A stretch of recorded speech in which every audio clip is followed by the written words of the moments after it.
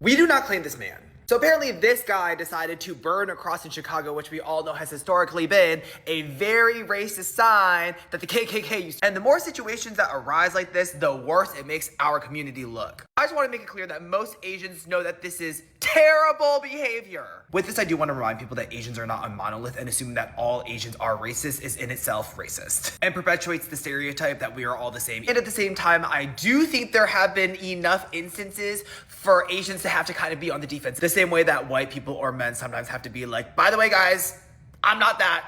I'm not that. I guess this is me doing that. But I guess in some ways it's a good thing because now it gives us the opportunity to clear the air and to define where we are in American society and in history. Because a lot of Asians forget, specifically because the US school system never taught us, that we have a lot of shared history with Black and brown people in America. I was a full-on adult when I found out that Asians were brought to the Americas as slaves as well.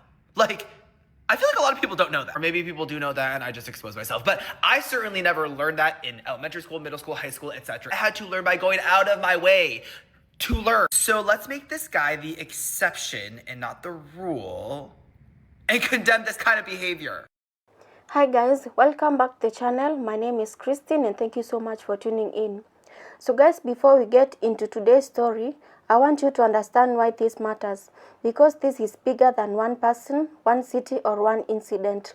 It's about history, symbolism, and respect. A burning cross is not just a piece of wood on fire. For Black Americans, it carries the weight of generations who lived under the threat of racial terror. It reminds people of intimidation, violence, and attempts to silence Black voices. That's why when news emerges that someone allegedly burned a cross during a time of heightened tension surrounding Black-led boycott, it naturally sparks outrage and concern. Now, if the reports are accurate, this act deserves to be condemned without hesitation. No disagreement of economics, politics, or social movements justifies invoking a symbol that has been associated with fear and hatred against Black communities. At the same time, it's important to be responsible in how we talk about this. One individual's actions should not be used to define an entire community. Accountability belongs to the person responsible, but the symbolism of the act itself cannot be ignored or minimized. The ongoing boycott by some Black Americans has been presented by supporters as a form of economic activism, a way of expressing dissatisfaction through spending choices rather than violence, whether people agree with it or not. Responding with intimidation or racially charged symbolism only escalates tension and distracts from meaningful dialogue. Today we are going to examine what happened, why so many people are reacting strongly, and what this incident could mean in the broader conversation about race, accountability, and the right to protest in America. So stay with me until the end because there's a larger lesson here that deserves serious attention. Well, good morning and breaking fuck the news. After the fucked up ruling of Mr. Chow, who was found not guilty of killing a 14-year-old by shooting him in the back, and the guilty of Carmelo Anthony yesterday, if it couldn't get any worse, police in Chicago are investigating how a 6-foot burning cross came to be in a park in downtown section of the city on Tuesday. A viral video, which is sweeping the internet, taken by a driver showed the cross long associated with the terrorist organization, the coup, engulfed in Grant Park on the shores of Lake Michigan. The Chicago Fire Department later confirmed that they extinguished the cross. Officials have said there are no reports or injuries resulting in the incident. But now Chicago is at fear of a hate crime.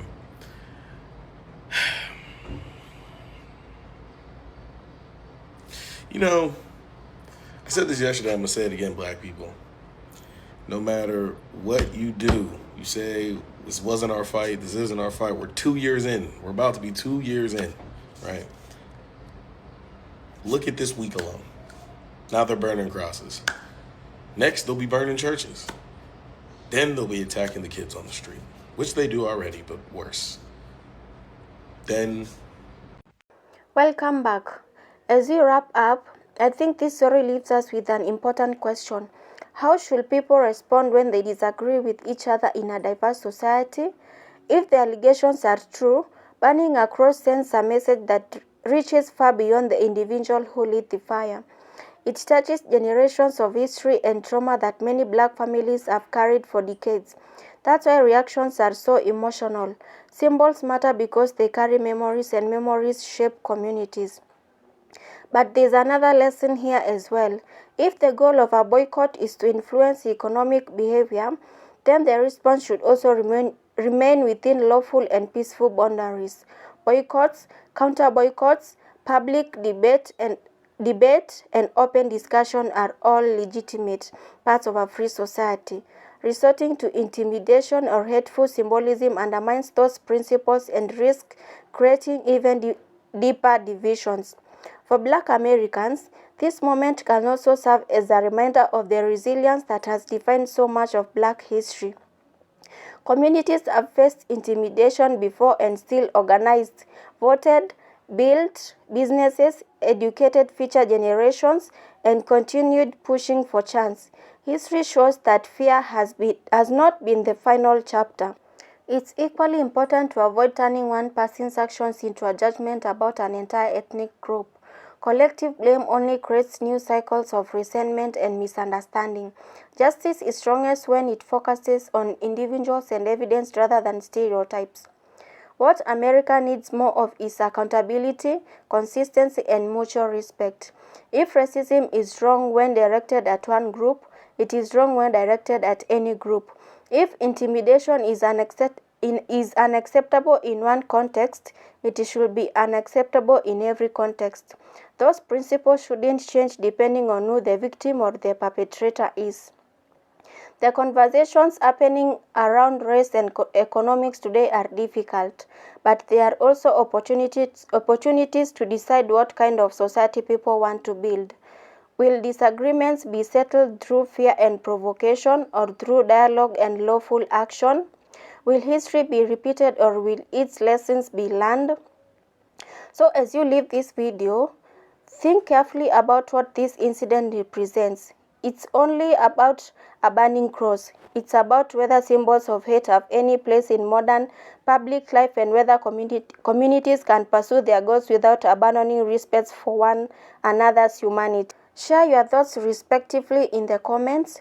Do you think these incidents like this deepen existing tensions, or can they become moments that encourage greater accountability and understanding?